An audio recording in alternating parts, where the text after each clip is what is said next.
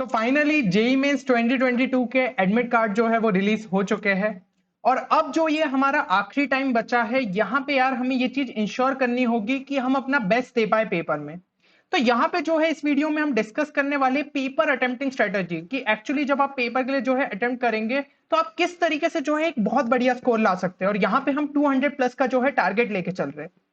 तो देखिए, आप में से कई सारे ऐसे स्टूडेंट्स होंगे जिन्होंने अभी तक सिलेबस कंप्लीट कर लिया होगा, थ्योरी प्लस क्वेश्चन सॉल्विंग उनका एक बार जो है रिवीजन भी हो गया होगा, और साथ ही साथ उन्होंने मॉक टेस्ट भी अटेम्प्ट कर लिए होंगे।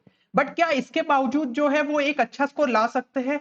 तो शायद नहीं, क्योंकि कुछ ना कुछ यहाँ पे जो है एक चीज आपकी मिस हो रही है, जो कि है एक प्रॉपर पेपर अटेम्प्टिंग स्ट्रेटेजी। अगर आपने जो है पहले से ही अपने दिमाग में एक स्ट्रेटेजी को बिल्ड नहीं करके गए, तो आप पेपर के टाइम पे कंफ्यूज हो जाएंगे और उस चक्कर में जो है आप कम स्कोर कर सकते हैं। क्योंकि जेई मेंस में आप जानते हैं कि आपका पेपर जो है किसी भी शिफ्ट के अंदर फंस सकता है, यानी कि इजी शिफ्ट हो सकती है वो, या फिर मॉडरेट हो सकती है, या फिर डिफिकल्ट।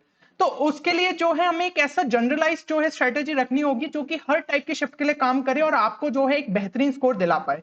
तो यही चीज जो है हम आज के वीडियो में डिस्कस करने वाले हैं, इसलिए इस वीडियो को एंड तक जरूर देखिए।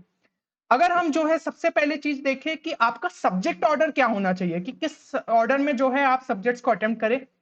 तो अगर आपने अभी तक मॉक टेस्ट दिया है, उनका प्रॉपर तरीके से एनालिसिस किया है, तो आपको एक स्पेसिफिक ऑर्डर मिल गया होगा कि वो ऑर्डर जो है आपके लिए सुटेबल होगा। तो आप जो है उस पर स्टिक कर सकते हैं। लेकिन अगर आपको कोई भी आइडिया नहीं है, तो मैं जो आपको ऑर्डर बता रहा हूं आप उसे फॉलो कर सकते हैं, जो कि है केमिस्ट्री सबसे पहले, देन फिजिक्स, देन मैथ्स। तो यहाँ पे यार केमिस्ट्री आपको काफी इजी देखने को मिलता है, उससे आप जो है कॉन्फिडेंस गेन कर सकते हैं। फिर फिजिक्स आपका मॉडरेट लेवल का रहता है, और मैथ्स थोड़ा सा लेंदी रहता है, तो उसे जो है हम आखिरी में अटेम्प्ट कर सकते हैं, क्योंकि हर एक क्वेश्चन का वेटेज तो सेम रहने वाला है। तो अच्छा यही रहेगा कि हम जो है सबसे पहले इजी क्वेश्चंस पे नजर डालें।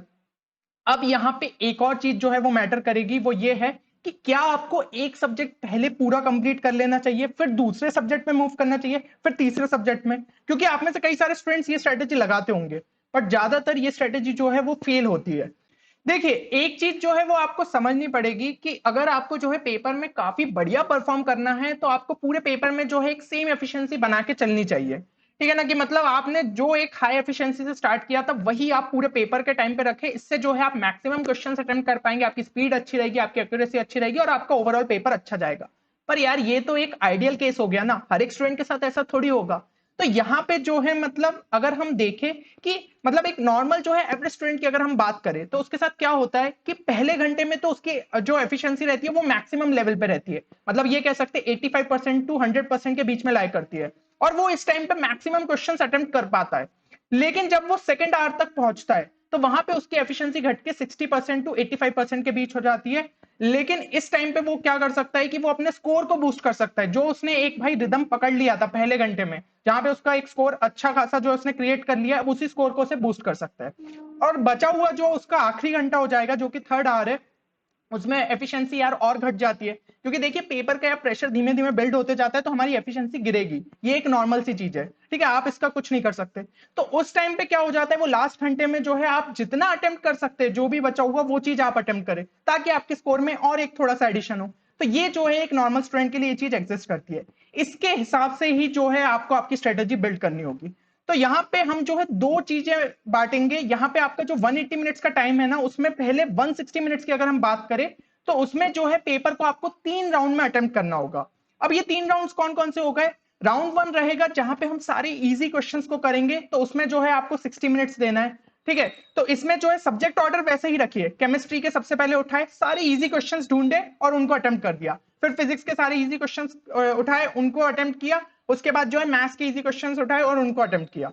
देन अगले 60 मिनट्स पे आए, तो उसके अंदर हम राउंड 2 देखेंगे, जिसमें मॉडरेट क्वेश्चंस को आपको अटेम्प्ट करना है। तो इसमें आपने केमिस्ट्री के मॉडरेट उठा लिए, फिर फिजिक्स के मॉडरेट उठा लिए, फिर मैथ्स के मॉडरेट क्वेश्चन उठा लिए।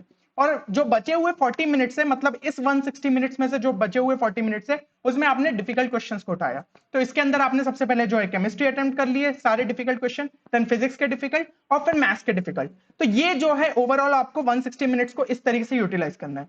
लेकिन अब एक सवाल आपके मन में आ रहा होगा, यार ये कैटेगरी डिसाइड कैसे करें कि भाई कौन सा इजी में लाया कर रहा है, कौन सा मॉडरेट में लाया कर रहा है, कौन सा डिफिकल्ट में लाया कर रहा है। अगर हम जो है कुछ आपको आइडिया दे दे, तो और चीजें आपके लिए क्लियर हो जाए। तो यहाँ पे बिल्कुल जो है मैं आपको आइडिया देना चाहूंगा। देखिए, राउंड 1 जो है आपका इजी क्वेश्चन हो जाता है, और उसमें आपको एवरेज टाइम फिजिक्स के लिए अगर हम बात करें, तो वो 1 मिनट या उससे कम होना चाहिए। यहाँ पे जो है फिजिक्स में आपको यार सारे थ्योरेटिकल चैप्टर्स को जो है मतलब उनके क्वेश्चंस पहले अटेम्प्ट करना चाहिए, क्योंकि उसमें ज्यादा कुछ कैलकुलेशन नहीं रहता है। तो यार आपसे फटाफट क्वेश्चन बनेगा, आपको स्टेटमेंट समझ में आई, अच्छा इसके पीछे ये लॉजिक रहेगा, तो इसको टिक करो और आगे बढ़ो।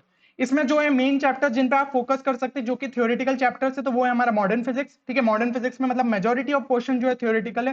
देन सेमीकंडक्टर्स हो गया, कम्युनिकेशन डिवाइसेस हो गए, मैग्नेटिज्म हो गया, ईएम वेव्स हो गया, तो इन सब में जो है थ्योरेटिकल रहता है। बाकी इसके अलावा भी कुछ जो है पोर्शन ऐसे रहते हैं जैसे मैकेनिक्स हो गया, आपका ग्रेविटेशन हो गया, तो कभी कभी इनसे भी थ्योरेटिकल क्वेश्चंस आते हैं, तो इनको भी जो है आप पहले इसमें अटेम्प्ट कर सकते हैं। साथ ही साथ इसमें जो है आपको काफी फॉर्मूला बेस्ड क्वेश्चन भी देखने को मिल जाते हैं कि यार सिंपल सा एक फॉर्मूला है, उसको अप्लाई किया, वैल्यूज उसके अंदर इंसर्ट करी, आपका जो है आंसर आ जाएगा। या फिर ग्राफ बेस्ड क्वेश्चन हो जाते हैं, तो उसमें भी ज्यादा कुछ कैलकुलेशन नहीं रहता है, तो उनको भी जो है आप अटेम्प्ट कर सकते हैं। या फिर कोई एक ऐसा क्वेश्चन हो सकता है जो कि यार आपने ऑलरेडी पहले सॉल्व कर लिया हो और आपको जो है उसका अप्रोच पता हो, मतलब जब आपने पीवाईक्यू सॉल्व कर रहे हो तो उससे सिमिलर दिख गया, या फिर यार अभी 2 साल के टाइम पे जब भी कभी प्रैक्टिस किया हो तो उस टाइप का आपको क्वेश्चन याद हो, तो कहीं ना कहीं उसका अप्रोच आपको पता है, 3 4 स्टेप से ज्यादा वो लेगा नहीं, तो उसको जो है आप उस टाइम पे जो है अटेम्प्ट कर सकते हैं। देन नेक्स्ट अगर हम देखें तो हम केमिस्ट्री पे आते हैं, तो केमिस्ट्री में जो है आपके इजी क्वेश्चंस कहां पे लाया करते हैं, वो हो जाते हैं आपके इनऑर्गेनिक केमिस्ट्री के क्वेश्चन। क्योंकि यार उनमें आपका ऐसा ज्यादातर रहता है कि या तो आता है या नहीं आता है, उसमें ज्यादा कुछ सोचना नहीं पड़ेगा, क्योंकि ज्यादातर इसमें रटने वाले कॉन्सेप्ट्स रहते हैं, तो इन सबको जो है आप शुरू में अटेम्प्ट कर सकते हैं। इसके अलावा आपको कुछ थ्योरेटिकल क्वेश्चंस फिजिकल केमिस्ट्री से रिलेटेड देखने को मिल सकते हैं, तो उनको जो है आपको शुरू में अटेम्प्ट कर लेना है। और फिर इसके अलावा ऑर्गेनिक केमिस्ट्री में जैसे कुछ नेम रिएक्शंस कभी पूछ लिए, ठीक है ना, कि ये रिएक्शन का भाई नेम क्या है, तो उस टाइप के क्वेश्चन आपने अटेम्प्ट कर लिए। या फिर नॉमेनक्लेचर, तो उसमें भी ज्यादा टाइम नहीं लगता, आइसोमेरिज्म के क्वेश्चन हो गए। या फिर फंक्शनल ग्रुप से रिलेटेड टेस्ट कि भाई ये जो है ये टेस्ट दे रहा है, तो ये वाला कंपाउंड कौन सा होगा, तो इसमें भी आपको बहुत ज्यादा टाइम नहीं लगेगा। और जो लास्ट के आपके चैप्टर्स हो जाते हैं तो जो कि थोड़े बहुत थ्योरेटिकल ही रहते हैं, biomolecules, polymers, chemistry and everyday life, तो इनसे रिलेटेड क्वेश्चंस को आप शुरू में अटेम्प्ट कर सकते हैं। तो ये सब जो है आपके राउंड 1 में लाए कर जाते हैं। इसमें भाई केमिस्ट्री में जो है आपको 1 मिनट से ज्यादा टाइम नहीं लगना चाहिए, ठीक है ना, सेकंड्स में जो है इनमें आंसर आता है, क्योंकि ये इजी और आपके जो है थ्योरेटिकल क्वेश्चंस रहेंगे। अगला अगर हम बात करें तो वो हो जाता है मैथ्स। अब मैथ्स में आप थोड़ा सा टाइम ज्यादा रख सकते हैं, क्योंकि यार मैथ्स में टाइम लगता ही है, तो यहाँ पे आप बोल सकते हैं कि less than equal to 1.5 minutes का आप टाइम ले लीजिए। तो यहाँ पे सबसे पहले जो है आप इजी चैप्टर्स को उठा लीजिए, ठीक है, तो वो सब जो है आपको हेल्प करेंगे, जैसे कि सेट्स एंड रिलेशन हो गया, मैथमेटिकल रीजनिंग हो गया, स्टैटिस्टिक्स हो गया, लिमिट्स के भी जो मॉडरेट लेवल के क्वेश्चंस रहते हैं, कुछ तो लास्पिताल रूल से हो जाते हैं, या फिर आपका स्टैंडर्ड लिमिट्स है, तो इन सबको आप जल्दी सॉल्व कर सकते हैं। क्वाड्रेटिक इक्वेशन में भी इजी क्वेश्चंस देखने को मिलते हैं, तो वो भी जो है आप सॉल्व कर सकते हैं। सीक्वेंस सीरीज में जो है मॉडरेट लेवल के अगर क्वेश्चंस है तो उनको आप सॉल्व कर सकते हैं। तो ये सारे जो है हमारे इजी चैप्टर्स हो जाते हैं। इसमें जो है और आपके डायरेक्ट अगर फॉर्मूला बेस्ड क्वेश्चन है, आपको फॉर्मूला पता है, बस थोड़ा बहुत जो है आपको वैल्यूज उसमें डालना है, तो उनको जो है आप जल्दी अटेम्प्ट कर सकते हो। या फिर ऐसे कुछ क्वेश्चंस हो सकते हैं जो कि आपने यार पहले ही अटेम्प्ट कर चुके हैं, जैसे कि मैंने बताया था फिजिक्स के लिए भी, तो इस टाइप के क्वेश्चंस आपको देखने को मिल जाते हैं जो प्रीवियस ईयर क्वेश्चन से एज इट इज उठ के आए हो, या फिर सिमिलर कॉन्सेप्ट से रिलेटेड हो।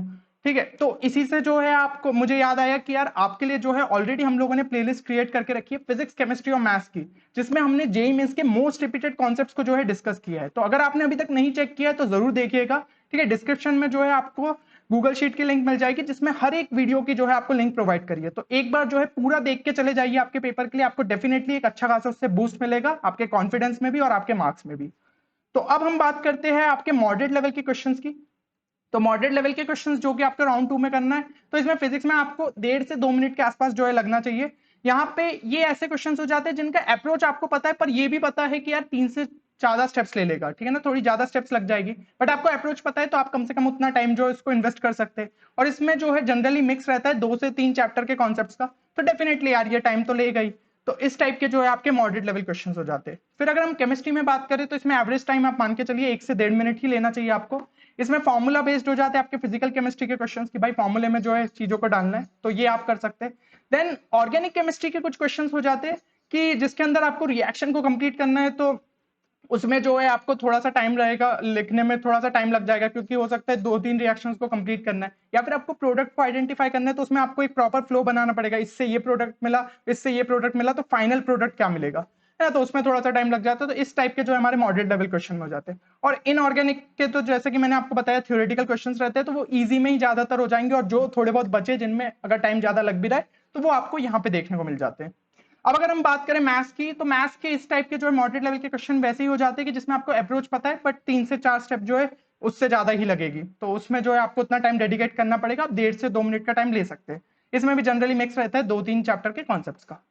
अब अगर हम बात करें आपके डिफिकल्ट लेवल क्वेश्चंस की, जो कि हमें राउंड 3 में करना है, ठीक है ना, जो कि हमारा आखिरी राउंड रहेगा, उसमें आपको फिजिक्स में हो सकता है एवरेज टाइम उस क्वेश्चंस में जो है 2 मिनट से ज्यादा लग रहा हो, और ये आपके लिए कंप्लीटली न्यू क्वेश्चन रहे, ठीक है, और इसमें जो है लेंदी अप्रोच भी इन्वॉल्व रहे।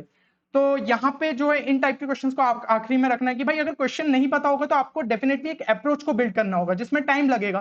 तो इस टाइप के जो है क्वेश्चंस आपको जिसमें थोड़ा सा सोचना पड़ेगा यार, उनको थोड़ा आखिरी में रखो ना, क्योंकि जेई में आप 2 साल से पढ़ते रहते हो तो ज्यादातर चीजें तो आपकी प्रैक्टिस हो जाती है कि भाई देखा और टिक किया, पता चलता है कि भाई इस टाइप का क्वेश्चन तो ऑलरेडी आपने सॉल्व किया था। या फिर हो सकता है कुछ क्वेश्चंस का आपको आइडिया लग जाता है, काफी लेंदी अप्रोच रहेगा कि यार एक हाथ पेज जो है भर जाता है जब हम पहले सॉल्व करते थे, तो उस टाइप के क्वेश्चंस को आपको आखिरी में अटेम्प्ट करना चाहिए, क्योंकि इनकी जगह आप दूसरे क्वेश्चंस को तब अटेम्प्ट कर सकते हो।